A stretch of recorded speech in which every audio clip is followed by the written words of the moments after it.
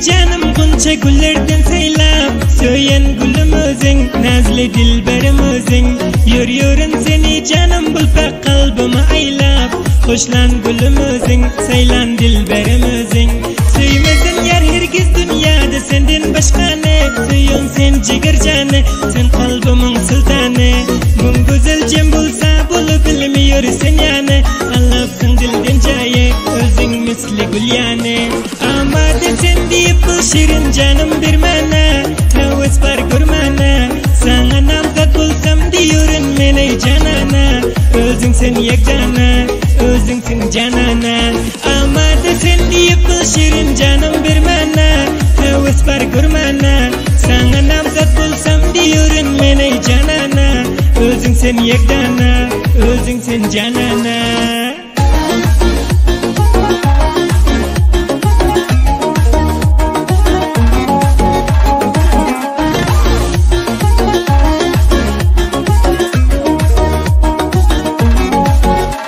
senin özün sen ey gülüm perilerin taye özün sen anaye Allah'sın dilden caye gaydip dünya gelmiyor yar misali sen yani aldın dilden caye senin özün anaye seni tuylab alsam sonra çekmen teşvişe sensin köngülümün hoşu vida edecek bulbaşı yanı 16 barandır şul dilberimin yaşı sensin köngülümün hoşu vida edecek bulbaşı amade sen deyip bu şirin canım bir mana havas var kurmana sana namzat bulsam diyorun mene canana özün sen yekcana özün sen canana amade sen deyip bu şirin canım bir mana havas var kurmana sana namzat bulsam diyorun mene canana özün sen yekcana özün sen canana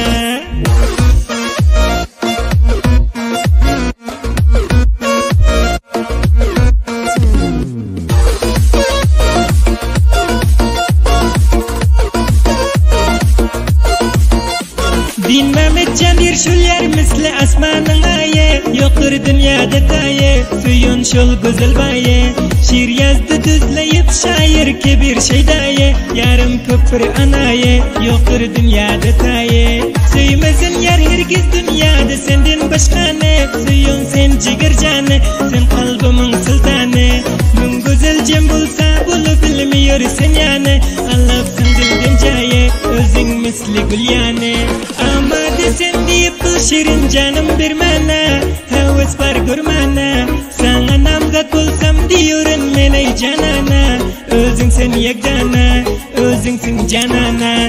amade sen deyip bu şirin canım bir mana havas var kurmana sana namzat bulsam diyorun mene canana özün sen yekcana özün sen canana